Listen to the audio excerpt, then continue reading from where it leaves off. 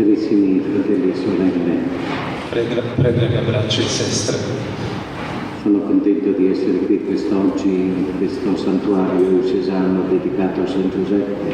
sretan sam da mogu večeras biti s vama u ovom svetištu Svetoga Josipa, biskupijskom svetištu Svetoga Josipa. Ho l'opportunità di incontrare la fraternità dell'amore trinitario Imam priliku posjetiti bratstvo Trojedine ljubavi e anche l'associazione degli adoratori perpetui della Santissima Trinità, alcuni dei quali fanno le loro promesse tra poco. i jednako tako udruženje vjernika, trajni klanjatelji Presvetoga Trojstva, od kojih neki će dati obećanje Bogu. E permettetemi di rivolgermi soprattutto a coloro che tra poco faranno le loro promesse. I dopustite mi osobito da se obratim onima koji će večeras dati svoje obećanje. Abbiamo appena ascoltato un bellissimo brano del Vangelo. Upravo smo poslušali jedan prelijepi odlomak iz Evanđelja. Questo brano ci parla della guarigione di un leproso. Ovaj odlomak nam govori o ozdravljenju jednog gubavca. Questo leproso si presenta a Gesù e dice: Signore, guariscimi e purificami. Ovaj gubavac je jednostavno pristupio Isusu i zamolio je: Isusa, Gospodine, molim te, ozdravi me. Il Signore di fronte a tanta fede gli risponde: sì, lo voglio. I Gospodin pred tolikom vjerom odgovara mu: da, želim, ozdravi. E gli restituisce la salute. I vraća mu zdravlje. Così è per ognuno di noi. Tako je i sa svakim od nas. Dobbiamo presentarci con umiltà davanti al Signore Trebamo pristupiti Bogu sa poniznošću e dire al Signore: Signore, guarisci, i reći Gospodinu: Gospodine, ozdravi me. guarisci il mio cuore, Ozdravi moje srce, guarisci la mia mente, ozdravi moju pamet, guarisci la mia vita, ozdravi moj život, guarisci le mie relazioni, ozdravi moje međuodnose. rendimi conforme al tuo amore e al tuo cuore.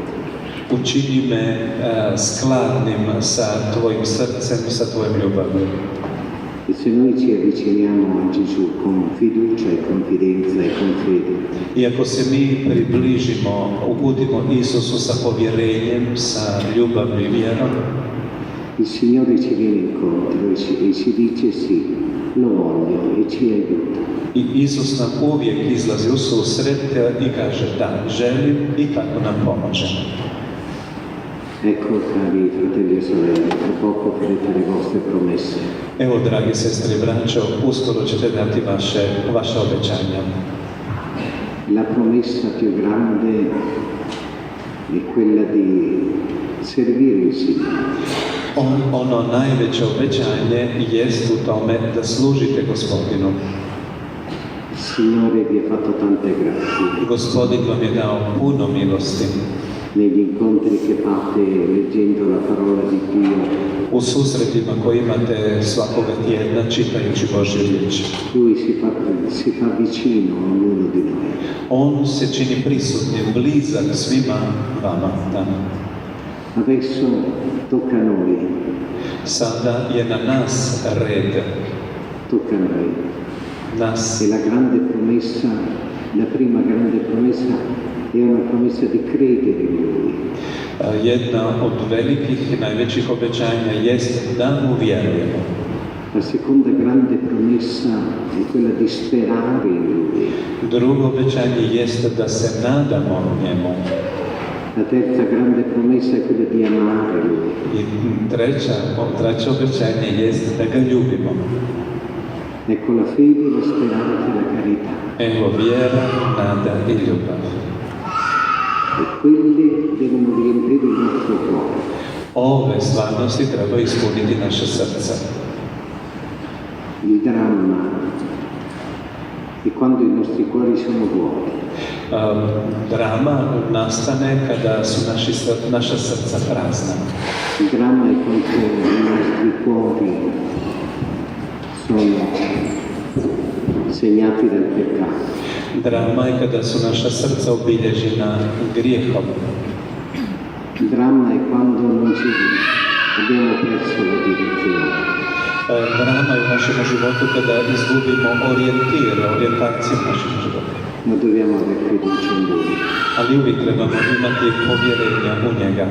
Quando il nostro cuore, la nostra vita sono pieni di fede, speranza e carità, allora tutto cambia. I kada su naša srca ispunjena vjerom, nadom i ljubavlju, onda se sve mijenja. Allora io vi affido alla Madonna. Evo ja vas povjeravam Gospi. Quest'oggi è l'11 di febbraio. Danas je 11. veljača. E anche la memoria della Madonna di Lourdes. I danas je spomen Gospe Gorske. Eccoci. Allora mettete tutta la vostra vita nelle mani della Madonna. Evo stavite vaše živote u Marine ruke. E chiedete alla Madonna che vi faccia il dono della fede, della speranza e della carità. I molite od nje milost, evo da vam isprosi milost, vjere, nade i ljubavi. E lei I ona vi insegnerà će vas poučiti a credere nel figlio suo Gesù, vjerovati njezinom sinu Isusom, a sperare in Gesù nadati se u Isusa i e Isusa ad amare Gesù. i ljubiti Isusa.